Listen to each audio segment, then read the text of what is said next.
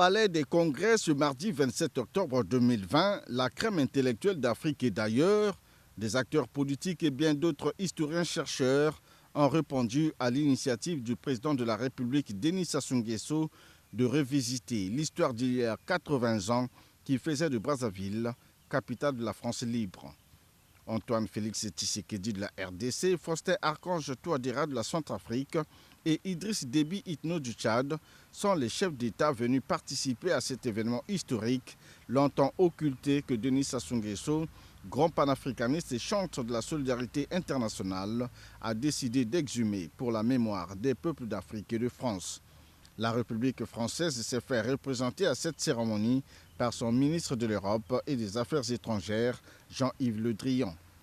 C'est à travers les allocutions prononcées à cette occasion que l'on peut appréhender le sens même de cette célébration, des allocutions qui ont placé les participants dans le contexte du déroulement de ce moment historique qui commence le 24 octobre 1940 pendant la Deuxième Guerre mondiale, déclenchée un an auparavant.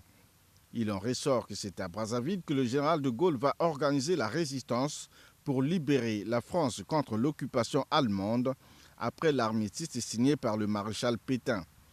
À Brazzaville, le général de Gaulle va donc lancer une série d'événements qui vont galvaniser la résistance et renforcer les liens entre la France et l'Afrique. Il s'agit entre autres de l'appel du 26 octobre sur les ondes de Radio Brazzaville et du manifeste du 27 octobre qui vont mettre en place les bases de la France libre. Revenir aujourd'hui sur cette séquence historique n'est pas une leçon de pessimisme, mais un élan vers la consolidation des relations entre la France et l'Afrique, a indiqué le président de la Fondation Charles de Gaulle, Hervé Guémard. Monsieur le Président de la République du Congo, je veux solennellement vous remercier d'avoir pris cette belle initiative et vous dire toute notre reconnaissance de l'avoir rendue possible. Il n'était pas imaginable que cette année de triple anniversaire gaulien, malgré le contexte sanitaire, ne soit pas célébrée en Afrique.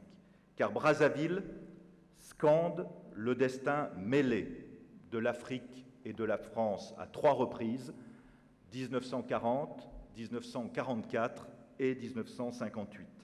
Et c'est à vous que nous devons d'être ici aujourd'hui.